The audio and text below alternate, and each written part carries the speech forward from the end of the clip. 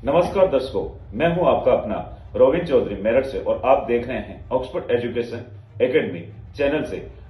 आज हम चर्चा करेंगे इस विषय पर, जैसे कि आपको विदित है कि आज चांदी और सोने के भाव बड़ी तेजी के साथ बढ़े और तेजी के साथ क्रैश हुए। आखिर ऐसा अंतर्राष्ट्रीय स्तर पर क्या घटना घटी होगी जिसके कारण आम जनता को भारत में बहुत ही भारी नुकसान देखने को मिला। आज की चर्चा हम इस विषय पर करना चाहते हैं ताकि ये पता रहे कि हमारे सोना और चांदी के भाव में उतार और चढ़ाव किस प्रकार हुआ। जिस सोने और चांदी को हम सबसे सुरक्षित निवेश मानते हैं, वही आज अचानक से तेजी से गिर क्यों जाती है, और जब क्रैश आता है तो सबसे ज्यादा नुकसान किसे मिलता है।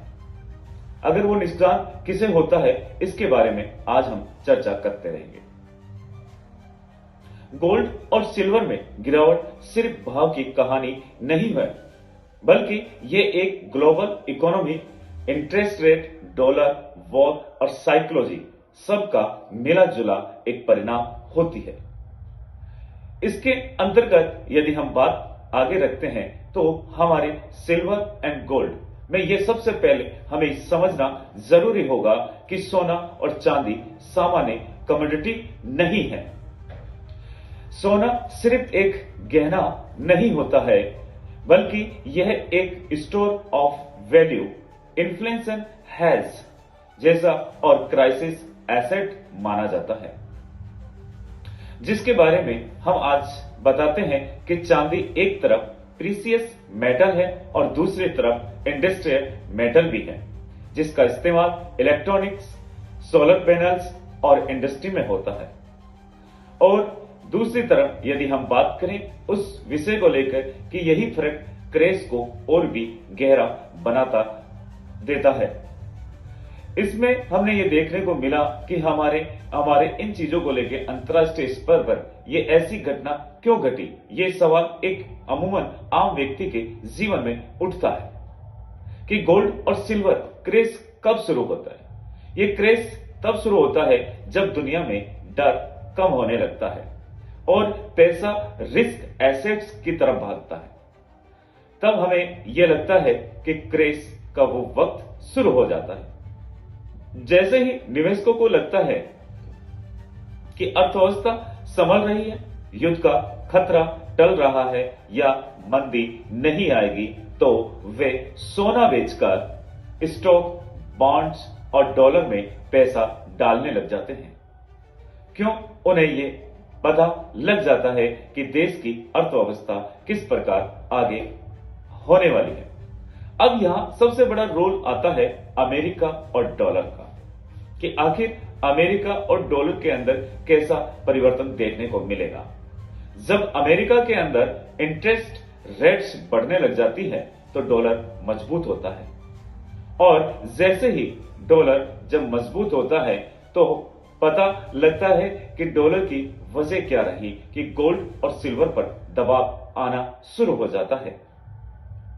ऐसी परिस्थितियों में क्योंकि सोना कोई ब्याज तो देता नहीं है, बल्कि अगर बैंक में हम पैसा रखकर 5 या 6% हमें इंटरेस्ट मिल रहा है तो इन्वेस्टर ये सोचता है कि मैं सोना क्यों रखूं, कि कम से कम बैंक के अंदर 5 से 6% ब्याज मिल रहा है, और यहीं से सेलिंग शुरू हो जाती है। इसी दृष्टिकोण के अंतर्गत अगर हम देखते हैं कि हमारे आने वाले दिन हमारे देश की अर्थव्यवस्था किस तरफ जा रही है, और यदि हम दूसरे कारण की तरफ हम जानने की कोशिश करते हैं कि क्रैश का क्या रहा होगा, तो सेंट्रल बैंक्स की नीति, जब सेंट्रल बैंक्स ये संकेत देने लगे कि इन्फ्लेशन कंट्रोल में है और अब रेट्स कम नहीं होगी, तो गोल्ड का सबसे बड़ा सपोर्ट टूट जाता है। जब गोल्ड का सबसे बड़ा सपोर्ट टूट जाता है तो गोल्ड तब चमकता है, और जब इन्फ्लेशन डराता है, कि आप ये भी जानते होंगे कि इन्फ्लेशन डर गया तो गोल्ड की चमक भी फीकी पड़ने लग जाती है।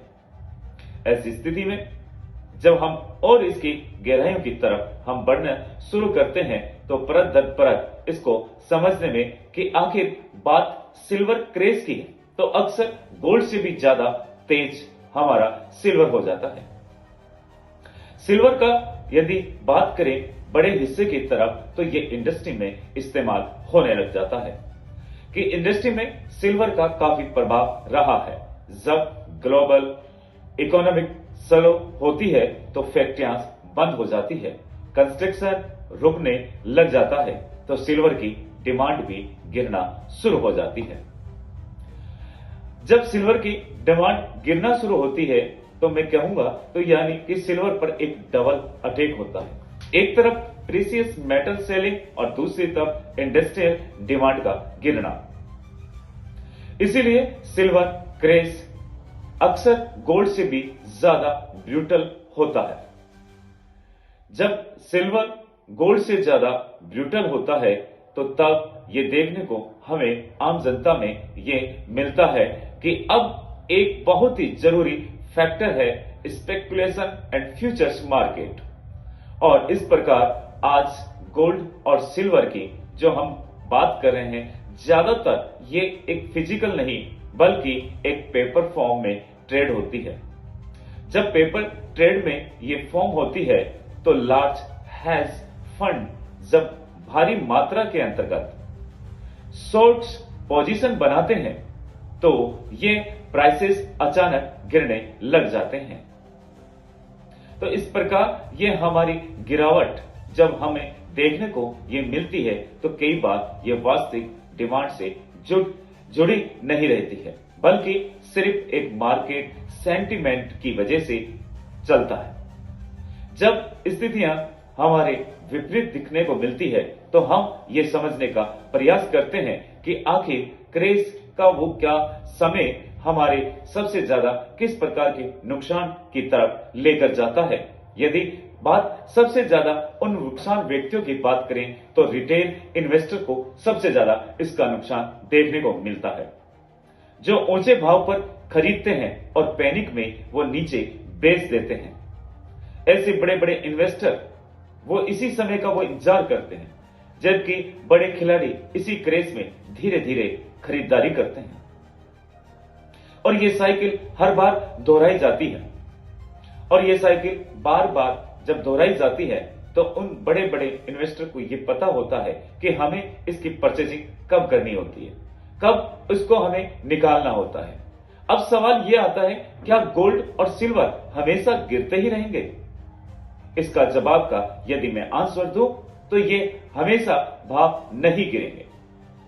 अगर गोल्ड और सिल्वर क्रेज की ये मैं बात करूं तो अक्सर ये टेम्पररी होता है यानी अस्थायी है। इसका एक चक्र है जो चलता रहता है। जैसे कि मैं आपको बताऊं, जैसे ही इन्फ्लेशन दोबारा सिर उठाती है तो युद्ध का खतरा बढ़ जाता है या डॉलर कमजोर पड़ जाता है और गोल्ड फिर से चमकने लगता है। बात वही घूमकर एक साइकिल की तरह हो जाती है।